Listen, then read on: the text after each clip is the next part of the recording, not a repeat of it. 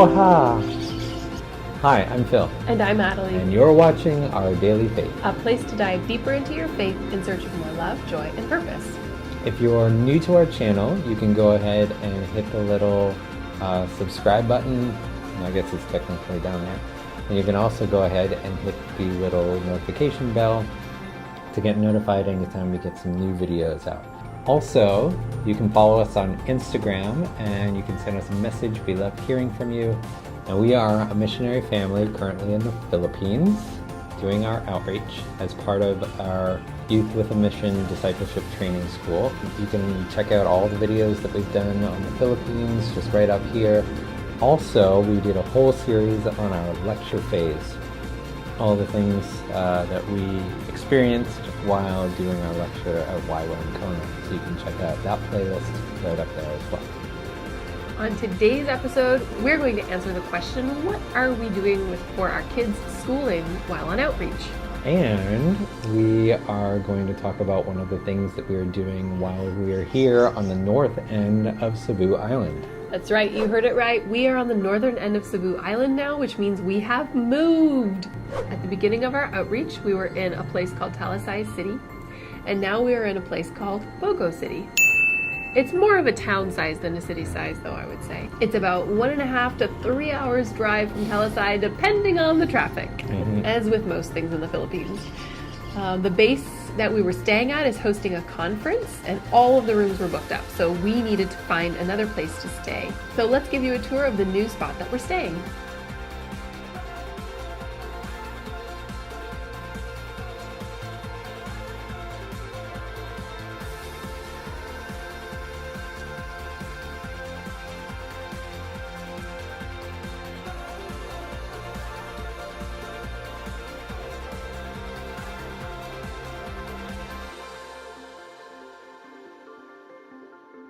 If you can hear, I'm sure you can, I have a sinus cold.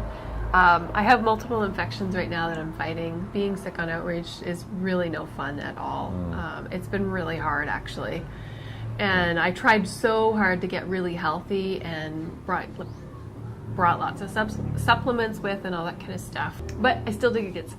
So one of the new ministries that we are doing here in Bogo is an orphanage, and it is called The Lighthouse.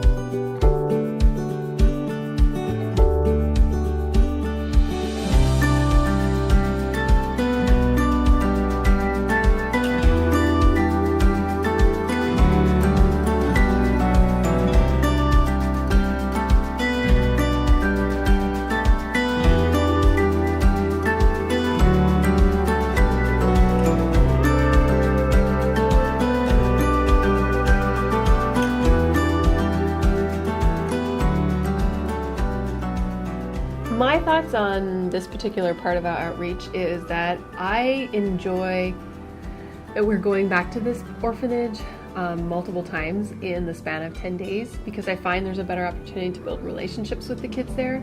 The kids ministries in the slums is also great, but we weren't seeing them as often, and so it's just a little bit more challenging to build those relationships. Like we mentioned in our last video, getting the kids involved, it has been more and more challenging. The last day, you guys went to the orphanage, Phil, Elena, and Caleb, and I gave Elena a very specific job. There's a girl at the orphanage that I felt a connection with, and just as I was praying over her, I just felt like God was giving me some encouragement for her and some words for her.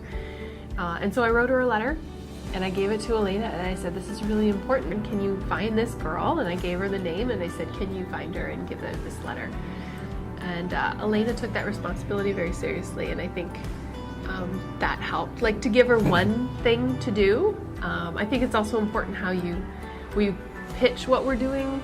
I know one time you said, oh, we're doing ministry, and the kids are kind of like grown, whereas if we're like, we're just going to talk about the fact that it's going to be really fun, and we're just going to go and have a lot of fun there. The other tip I would have would be you got out there and you just started joining in on the ministry rather than trying to get the kids to join in first. Yeah, because the first time we went, I tried to get her to get involved in the games and stuff, and they didn't want to be involved at all, so we sat out. But this last time, what I decided to do was just to go out and just play. I didn't even ask them or anything. I just went out and I played and I had fun, and they saw me having fun. The other kids there. Yeah, were playing there. with the other kids at the orphanage, and they saw me having fun, and so Elena came over and joined in and started playing the games too, and so it worked much better than trying to convince them to do anything. Yeah. Oh. So we were asked, what are we doing for the kids' schooling while we're on outreach? So a lot of it, our approach, and we got this really wise advice from a friend of ours, Nadia, and she said, like, you're going there, they're going to be learning so much. You're in a new culture, you're going to be speaking new languages, you're going to be like learning about just different things, because the environment here is way different than it is back home in Canada. So just focus on that. So that was our primary goal. Kind of as a supplement to that, we bought these little workbooks from, was it Walmart? Yep. Yeah. So it was at the beginning of the school year.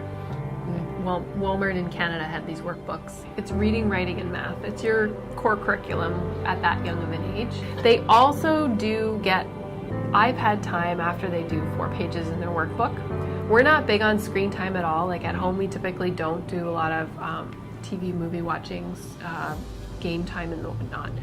So the one exception during our outreach has been that we downloaded strictly educational games to their iPads. Say our sneaky thing is that all of our games are educational. Yeah, there's some really great ones from Duck Duck Moose has a bunch of different ones. It's related to Khan Academy if you're familiar with that, and so they're games, they're gamified, but you're learning mathematics and reading and spelling. One of their favorite games is a game called Pet Bingo, and so they have to it's like doing a bingo card, and they do that to collect these pets, but in order to get the spaces on the bingo card they have to do math.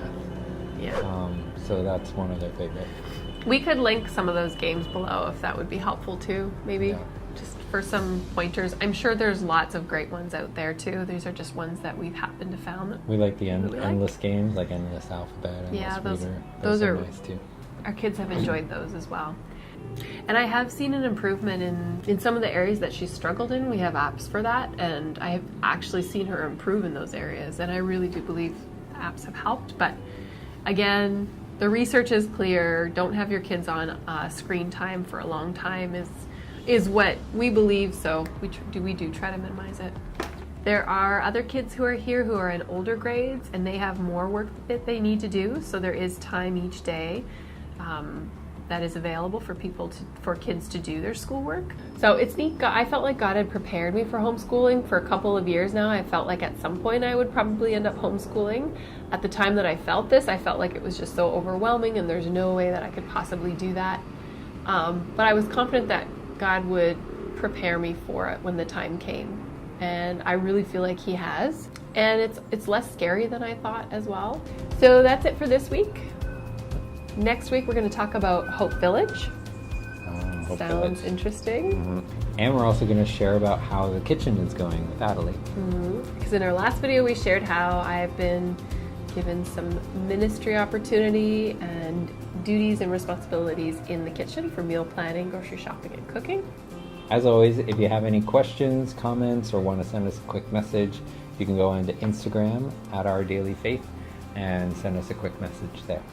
And to everyone who has sent us a message already on Instagram, thank you so much. We have received such kind and encouraging comments, and it really does mean a lot to us. Just encourages us to keep going. We are doing this because God has called us to do that. Trust that His will and purposes will be done through it, whatever that might be. Goodbye for now. Bye.